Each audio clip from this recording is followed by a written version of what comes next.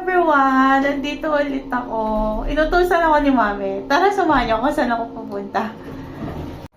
At dahil nga kanina ay walang kaayos-ayos ang mukha ko, nag-ayos ako ngayon. Pero ngayon, inutusan ulit ako ni Mami sa pumunta sa Pahil, sa Dunkin Donut. Bumili daw ako ng Dunkin Donut kasi may sale siya, may sale na donut. Tapos dadalhin niya daw sa tutor niya. O, diba?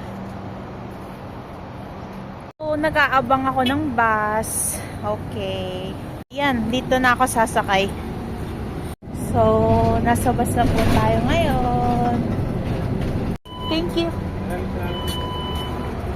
Okay, andito na tayo. Masyadong mainit. Tapos, andito na ako sa Yaal Mall. Dito tayo, pasok tayo sa Dunkin. Pull. Ay, push. Ito, push. Okay. Yeah. There. Okay. Hello. Thank you. Wait, buksan natin. Naiyak kasi ako mag-video habang nilalagay niya. Video natin yung, sale na. So, ito na.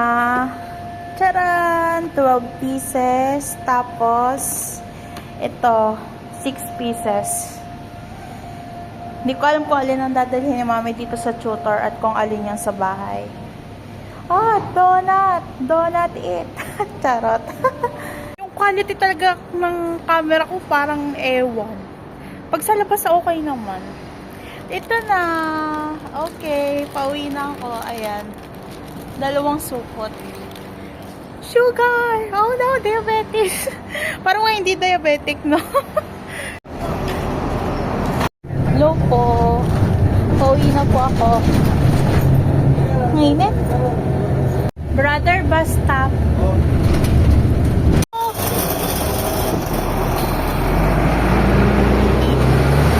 Dito na po ako sa building namin. Ang init talaga.